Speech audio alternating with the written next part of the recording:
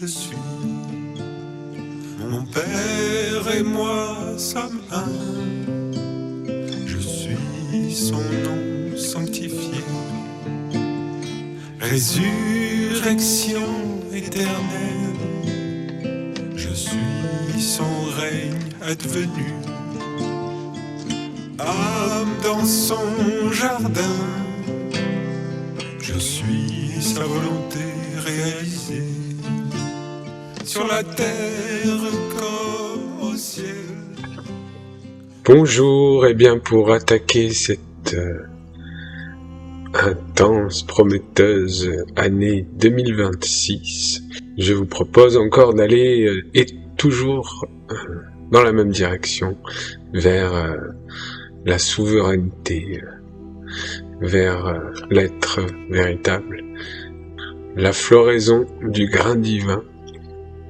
Il y a quand même 2026 ans qu'un grand maître est venu apporter cet enseignement et cette révélation du je suis, cette continuité, cette évolution, et il est plus que temps que cet arbre fleurisse, que cette tradition soit resplendissante, trouve sa sérénité, sa force, sa présence, sa présence au monde, et partage ses fruits, et non plus dans des cercles très fermés, très cachés, mais ou même voire sectaires, sous couvert de protéger le précieux, mais n'allons pas vers le monde, le cœur ouvert. La plus haute montagne, le plus difficile chemin qu'on peut parcourir sur Terre dans l'incarnation, ce n'est pas de monter au mont Everest, ce n'est pas de bâtir une ville, non, la plus grande montagne à escalader, c'est celle de son être authentique, et c'est vraiment, vraiment, vraiment le chemin des courageux, des ardents, parce que c'est un chemin qui se fait avec soi-même. Bien sûr, sur le chemin, on rencontre beaucoup d'êtres. Il y a l'école, heureusement. Il y a des transmissions, des livres, quelques bribes de sagesse à droite et à gauche qui nous nourrissent.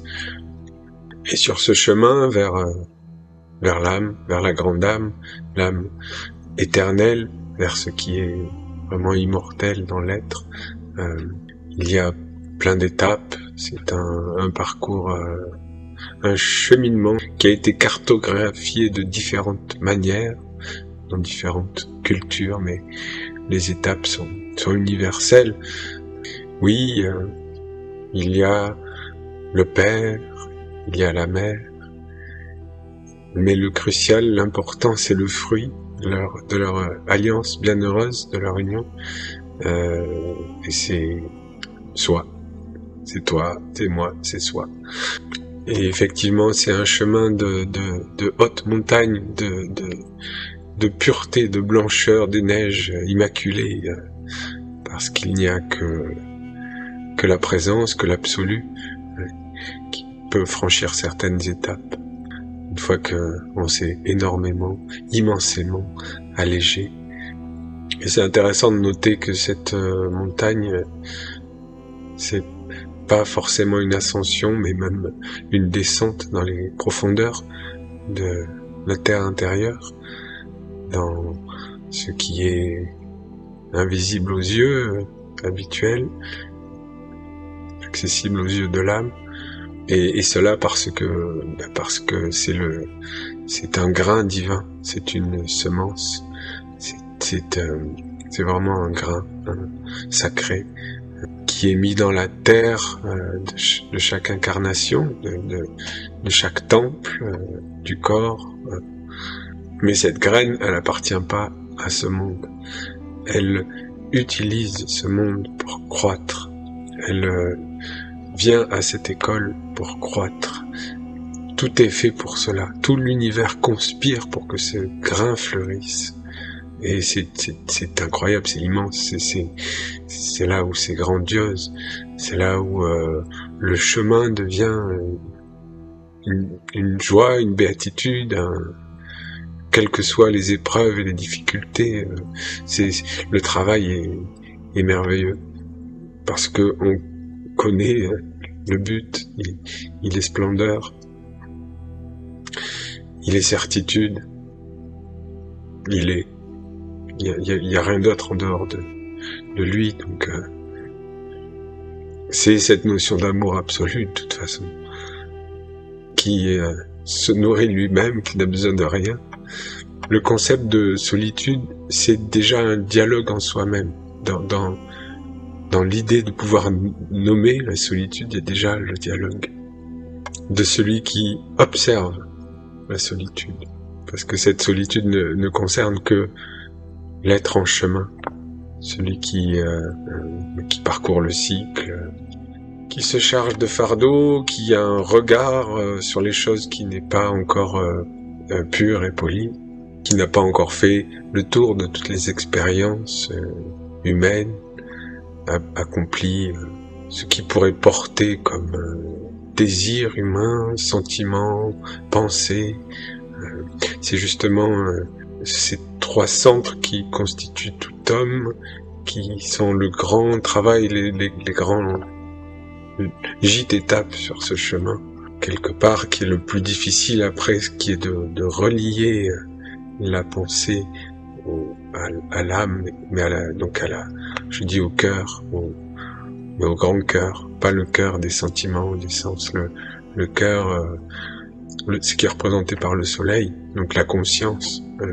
C'est l'étape la plus difficile, donc une fois qu'on a ces trois centres qui sont bien identifiés, et comment on les identifie? On les identifie grâce à leur correspondance avec les quatre éléments, n'est-ce pas?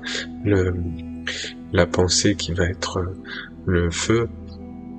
On le voit, tiens, ça me fait penser au film Avatar 3, où c'est ce feu, c'est quoi ce feu qui est dans l'autodestruction? C'est ce parasite de la pensée, de ce je suis qui s'est coupé du monde, qui se croit séparé, et qui du coup est en colère, qui est nostalgique, en colère, qui poursuit une quête illusoire dans le monde même, alors que ce feu, il faut le relier à ce feu qui ne brûle pas, à cette source de conscience, au buisson ardent, qui est un feu qui ne consume pas.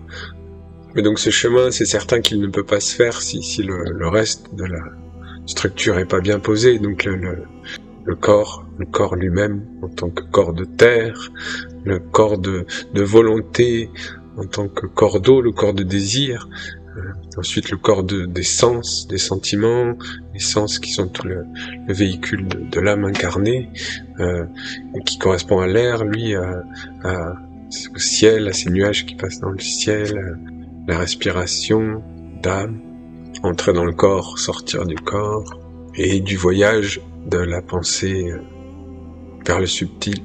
Une grande étape est de retrouver cette souveraineté, donc de connaître ces trois centres, d'avoir poli ce miroir, et qui devient un reflet. Voilà, on commence à travailler sur le reflet de l'absolu, de l'homme étoile, quoi. Ça laisse transparaître la lumière des étoiles, petit à petit, cette pensée michaélique, étoilée, ce regard sur le monde, libre du faux soi, libre des projections, des sympathies, des antipathies, libre de l'homme tel qu'on conçoit l'homme. Et là, on est vraiment sur une initiation royale. C'est très intense que de entrer dans ce vagabond éternel, dans cette voyageuse éternelle qu'est l'âme, qui ne s'accroche pas aux contingences du monde, qui ne s'y identifie pas, qui fait du mieux, travaille bien sûr à l'incarnation du bien commun, de l'âme, mais n'utilisera jamais les contre-vertus pour arriver à ses buts. Parce que là, ça commence à être un cercle qui la renferme, qui recrée des attachements, donc des nouvelles choses karmiques à retravailler.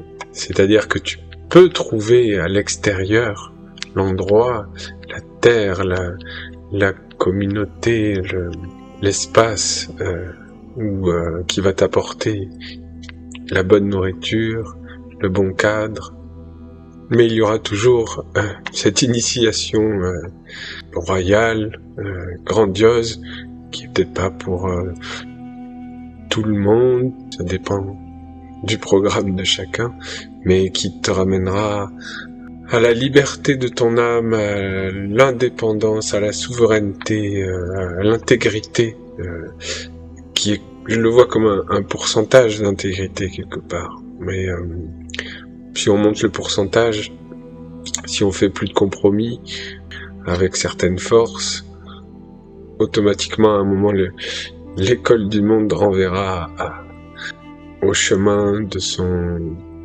sa gouvernance. C'est-à-dire cette étape, c'est quand l'âme atteint la créativité magique, c'est ta créativité magique, celle de ton âme, c'est le but de l'école, d'entrer dans cette créativité magique, de devenir responsable, autonome de ce que sa présence au monde engendre, sans demander à quelque chose d'extérieur de compenser pour toi, de payer tes dettes, d'équilibrer les mondes pour toi. Voilà, cette responsabilité, elle monte aussi en pourcentage. C'est cette notion dans notre tradition de parents de la lumière. Je le dis à chaque vidéo, il n'y a pas de plan B, tes parents de la lumière, donc du bien commun, tes parents de l'amour universel. La lumière, elle est universelle, elle apporte le bien à tous, ou alors c'est pas la lumière. Il n'y a pas de politique dans la lumière, il n'y a pas de oui mais, il n'y a pas de séparation. Et donc quand tu es dans la créativité magique de l'âme, c'est soi-même qui nous forgeons, qui sommes notre architecte, l'architecte de notre regard sur le monde, de ce que l'on met au monde comme œuvre aussi, mais déjà principalement je parle de ce chemin intérieur, donc de notre regard déjà sur le monde, l'image que le monde renvoie en miroir. Il y a des méchants, il y a des gentils, et maintenant ça sera toujours entre soi et l'âme du monde que ça se passe, entre notre rapport d'unité avec notre fusion, notre communion avec l'âme du monde, avec le vivant, avec la vie elle-même. C'est-à-dire que ce grain divin qui est dans cette terre intérieure, c'est ça sa finalité. C'est ce qu'on nous a enseigné dans toutes les traditions. C'est dans ce grain divin, l'idée c'est pas de le regarder, de le chérir dans un temple extérieur. Non, c'est de le faire croître à travers cette magie de la vie, à travers cette unité avec le vivant.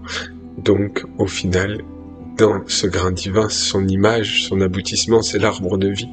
Donc, c'est que tu fasses que tu deviennes l'arbre de vie, le cep de vigne au milieu du jardin du Père.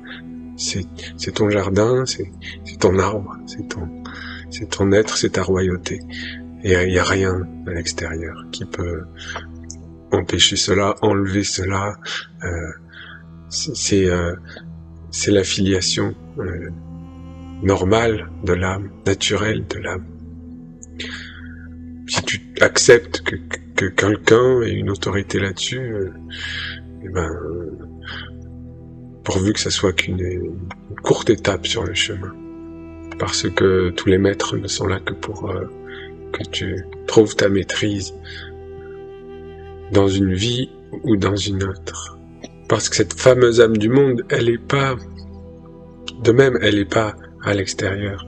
Elle est au sommet de cet arbre de vie qui s'est éveillé, ou l'image d'un phare qui éclaire le monde. Il n'y a qu'un seul phare qui éclaire le monde, c'est soi. Il n'y a qu'un seul regard sur le monde, c'est le sien. Et ainsi, à l'extérieur, cette unité fait que les animaux que l'on peut croiser, ce sont des manifestations de nos sens. Les nuages, ce sont des pensées qui naviguent dans notre ciel. C'est cette unité cette respiration, c'est toujours entre nous, l'extérieur, mais toujours relié à la sagesse, à la sève de vie en nous. Les océans tumultueux, les sentiments tumultueux qui nous traversent, et ce qui définit son être authentique, c'est le regard que l'on porte sur tout cela. C'est la seule chose sur laquelle on peut agir et construire patiemment. Parce que dans la plus grande épreuve, dans le plus grand blocage, tu peux changer ton regard. C'est ça qui t'appartient. Et trouver la liberté dans la prison. C'est incroyable. J'ai médité, je fais le constat, voilà, je trouve le père de mon âme sur terre, donc mon maître. Je viens dans son mouvement quand il en est à aboutir à construire cette terre sainte, et au moment où elle apparaît, où elle est concrètement achetée, et j'y vais y passer mes initiations, y vais faire fleurir mon arbre de vie. Et une fois que ça s'est fait, le maître disparaît, la terre sainte n'est plus vraiment ce qu'elle était ou ce qu'elle devrait être, tout s'effondre. Mais c'est trop tard, ça y est, on peut être dépité, bon, il y a forcément cette phase-là de digestion, on est des humains, c'est dire je vais me battre pour les choses qui sont extérieures à moi, qui ont été l'œuvre d'une autre âme. Eh ben non, il faut revenir à l'éveil de l'œil de l'amour en soi, pas autre chose, de la liberté de l'âme. On marche dans les pas d'un libéré, c'est pas, soit c'est du blabla, soit c'est un mythe qui nous fait du bien, soit on le fait, en fait, soit on l'incarne, petit à petit on l'incarne, on transforme son regard jusqu'à être libre de toute contingence extérieure. Et éventuellement, si ça nous est demandé, faire l'œuvre qui correspond à ça, d'y participer comme on doit y participer, mais ça ne doit pas venir de l'extérieur quand on est dans sa créativité d'âme magique. Et cette créativité d'âme magique, personne d'extérieur ne peut nous dire dans quelle boîte elle devrait rentrer. Quand on est dans son mât solaire, le soleil, il joue plus au jeu du miroir, il se regarde pas dans le monde, il le féconde, il le féconde, et il fait pousser les graines, et le soleil dont on parle ici, sur ce chemin de l'être, ce grain divin, cet esprit de vérité, cet esprit immortel, ce grand soleil des soleils, lui il s'occupe de ce grain de l'âme dans le temple du corps, un niveau plus subtil, ce soleil invisible, eh bien lui il s'occupe de faire pousser ce grain-là, c'est son but, que ce grain le rejoigne, soit sa tradition incarnée, vivante. C'est le but de l'incarnation, c'est de faire naître cet autre corps dans le corps, ce corps de lumière, ce véhicule, cette arme de vie. Et cette arme de vie, ce bateau solaire qui a son mât, il est libre, il navigue librement, il navigue en affinité avec les principes éternels, il les respecte complètement, idéalement. Pareil pourcentage, le but c'est d'aller à 100%. 90 on est incarné. Et donc toute cette partie miroir, c'est vraiment tout ce qui concerne avant cette individualisation, c'est ce travail sur les 3 centres, c'est tout ce qui est encore grain de sable, de poussière sur le miroir qui qui le rend déformant et qui fait que le serpent de vie va venir dans l'âme du monde, dans la matière primordiale pour t'amener l'initiation, l'épreuve, manifester dans ce champ d'expérience ce qui va te faire travailler sur ce grain de sable, jusqu'à ce que ce grain de sable devienne une poussière d'étoiles qui laisse transmettre la lumière. Sur ce chemin, il y a quelque chose qui apparaît très fort, c'est qu'il faut vraiment jamais avoir peur du vide. C'est dans ce vide, c'est par ce vide, dans ce grand silence, que l'être des étoiles, l'âme, peut exister, animer notre être incarné, être le grand danseur cosmique qui agit dans le monde avec le plus grand respect. Le respect, je le trouve si absent à notre époque et dans nos relations humaines. On peut prendre s'il y a des Esséniens qui écoutent, toujours revenir au réel. La nation essénienne, l'œuvre qui nous a été demandée et qui est demandée de toute façon pour notre époque, c'est de s'assembler, de prendre soin du divin, de faire apparaître des temples où l'alliance des 7 règnes est honorée et respectée et vivante. Mais pour ça, déjà, voilà, il y a eu un nom donné, un baptême pour un temps avec la nation essénienne. Et si on prend du recul dans cette œuvre, qu'on se met que ce soit du côté des animaux, enfin de tout autre règne, des anges ou des archanges, et donc dans notre règne humain, on devait être un peuple, assemblé pour l'amour, pour l'alliance, pour les 7 jours. Et on regarde dans notre monde humain, il y a 2 nations esséniennes qui se battent, qui se font des procès. Donc déjà, ça en dit long. Déjà, ça dit tout sur l'illusion des humains. Et j'en entends déjà dire oui, mais il y a le côté lumineux et le côté sombre. Ça, c'est dans un regard spirituel, mais c'est pas parce que c'est incarné qu'il y a un côté bien, un côté mal. Ça c'est dans le monde de la mort. Mais chez les animaux, il n'y a pas le bien et le mal, le réel. C'est pas des reflets éventuels de croyances. Personnellement, j'essaie de regarder avec un regard concret qui se tient à ce qui s'est passé, qui regarde les résultats, qu'est-ce que ça entraîne. On voit une vertu, c'est une évidence, c'est un fait, et une contre-vertu, elle est aussi relativement évidente. Donc la peur, ça se voit comme le nez au milieu du visage, le sectarisme, le jugement de l'autre, ça se voit, c'est d'une violence inouïe, c'est très peu respectueux, surtout quand on se prétend serviteur de la lumière, on a l'habitude. Donc voilà, concrètement, il y a eu cette œuvre merveilleuse de la nation essénienne. Mais dans notre monde, il y a eu le départ du maître et l'instant où effectivement, là-dedans, il y a eu une prise de pouvoir qui s'est faite, par le cercle des prêtres qui a décidé que tout reposait sur eux du jour au lendemain, alors que les archanges avaient tout magnétisé pour la Sainte Assemblée, justement déjà, exprès.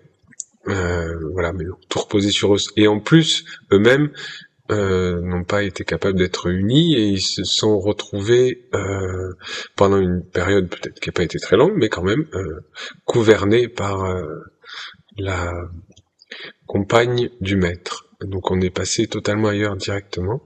Voilà, on va pas refaire l'histoire, tout le monde peut la connaître plus ou moins, et puis toutes les phases de voir ce qui allait se passer, d'ajustement là-dedans. Mais de toute façon, le mal était fait et principalement concernant la nation essénienne, quand il y a eu ce testament où le maître met son fils sur le trône, de toute façon, il y a un gros problème. Personne n'a encore vraiment accepté d'aller voir. Mais là, on était parti ailleurs. C'est à chacun de méditer sur pourquoi dans cette œuvre, qu'est-ce qui fait que le maître, pourquoi il a mis son fils sur le trône à un moment, pourquoi on est tombé dans une Égypte déchue de Pharaon, qu'est-ce qui s'est passé. Ça peut aussi très bien être une grande bénédiction, une grande protection, hein, pas forcément négatif. C'est négatif si on s'accroche à la forme, à l'extérieur, à la lettre. Voilà, et au fil et à mesure, là, il y a une autre nation essénienne qui est renée de ses cendres, a pris ce nom, et dit non, faut garder ça, faut se mettre en opposition avec l'équipe officielle, on va dire, que le maître avait signé un héritage quand même. Et donc on a cette autre nation essénienne qui se considère les camps du bien, qui se considère les justes, les fidèles. J'observe que on a là des êtres qui, de leur autorité spirituelle, se permettent de juger le parcours d'autres êtres, d'autres âmes, de leur dire par exemple que leur bon retournement du cœur vers Dieu n'était pas bon et qu'il faut le refaire, que leur entrée dans la ronde des archanges n'est pas bon, qu'il faut le refaire. Ils vont même leur dire que leur pierre verte est salie et qu'il faut en racheter d'autres. Tout ça me paraît fondé sur rien, sur du vide, comme quand moi ils m'ont pas laissé rentrer quelque part dans la prêtrise en me disant non mais en reniant mes initiations, de quel droit? Et ça n'empêche pas de faire un travail de qualité ailleurs, d'un autre côté, c'est pas ça. Mais par contre, pour ce qui est de la majesté, le pourcentage de lumière, c'est pas encore ça. Et alors on peut attendre longtemps le prochain Messie, hein, comme toujours, sans prendre en main ses propres responsabilités. Voilà, mais dire qu'une pierre verte est salie, la pierre verte dans sa définition, alors soit on l'accepte, soit on l'accepte pas, mais elle ne garde de la mémoire que du travail divin. Donc comment ça, elle aurait un mauvais ciel, la pierre verte. Mais mon Dieu, je ne sais pas quoi dire face à ça. Des peurs, du sectarisme, mais sûrement pas l'ange de l'ouverture. L'universalité, voilà, des vertus qui sont parties en chemin. Donc forcément, j'ai eu écho que ils ont eu ce psaume de Gabriel qui dit que l'archange, qu'il n'est pas venu 2 fois là quand même, que le saut de la famille, il y a du boulot. Oui, il y a du boulot, oui. En mettant dehors autant d'âmes de bonne volonté, c'est toujours une prise de pouvoir et d'enlever la souveraineté des êtres, ce que j'observe, voilà. Bon, c'était pour faire une courte aparté sur tout ça, mais tant qu'on posera pas, en tant qu'Essénien, à plat, quelque chose de pur, là, qu'est-ce qu'on veut dans la pureté et dans l'intégrité totale, est-ce que c'est universel, est-ce que ça l'est pas? On va naviguer dans des eaux tumultueuses. Enfin, je dirais même qu'on va en rajouter aux eaux tumultueuses du monde. Et tout ça m'amène de plus en plus à comprendre pourquoi Olivier, juste avant son passage, quand le jour du Vésac, j'ai passé un temps avec lui, il m'a parlé que de Mani. Son interrogation de est-ce qu'il avait bien fait de refuser le pouvoir. Et ce n'est pas un hasard. C'est pas un hasard du tout qu'il y ait eu ces questions. Je comprends vraiment de se dire mais à quel point il est piégeux de poser des structures de pouvoir.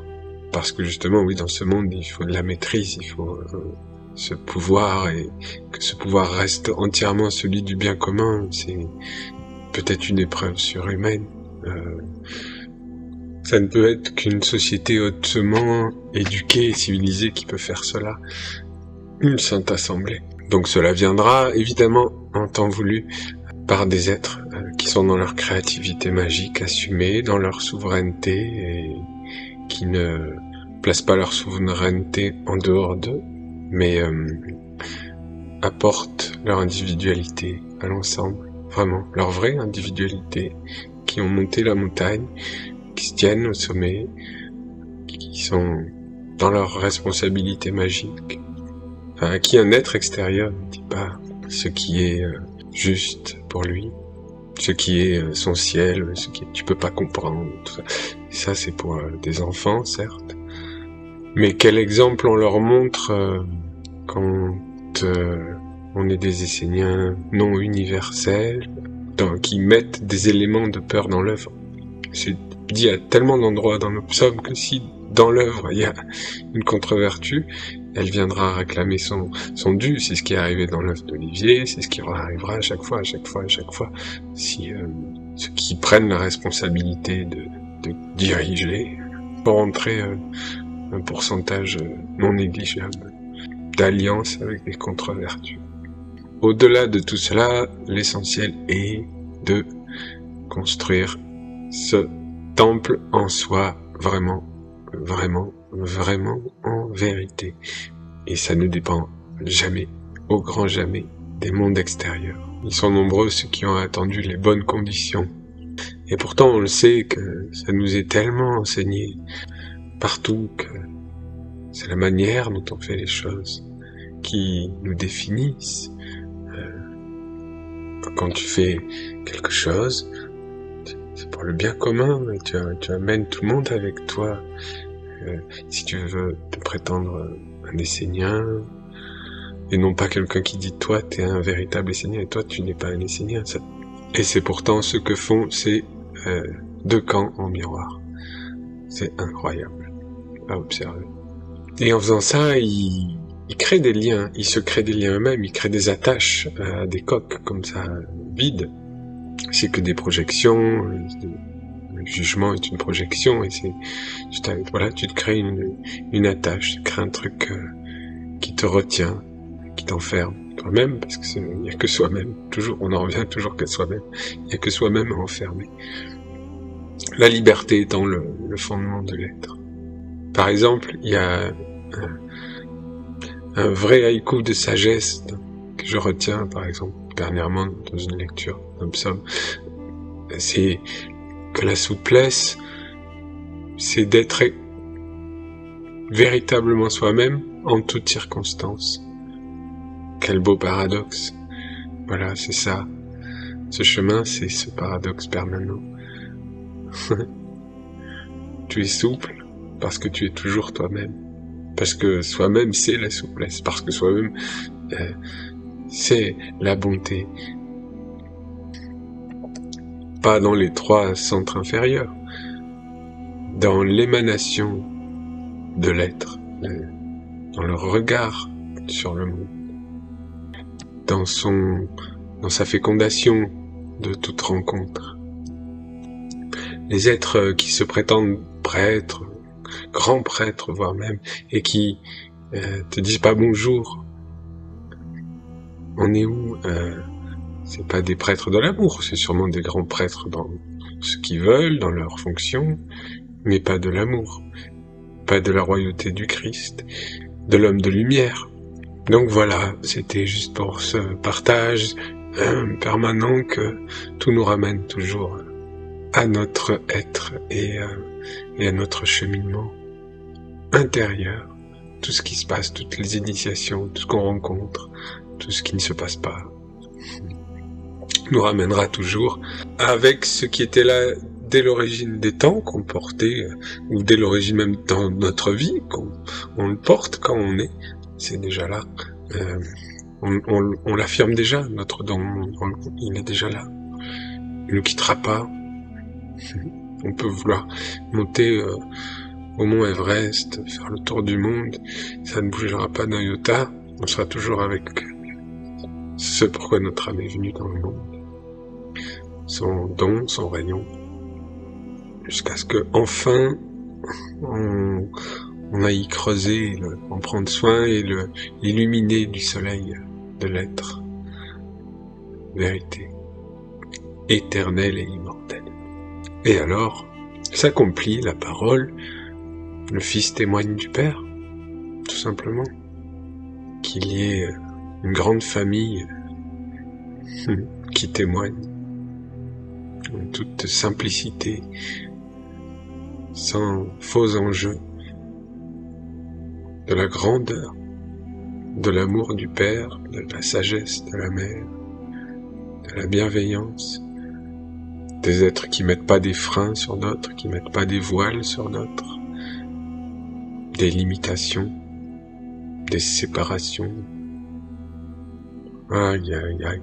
Mais dans tout cela, je vous souhaite le regard qui est au-delà de tout ça, qui ne tombe jamais dans un mécontentement, une réaction négative, une puissante traversée, puissant premier pas dans cette année 2026, que ton non soit un non, ton oui soit un oui, tout simplement.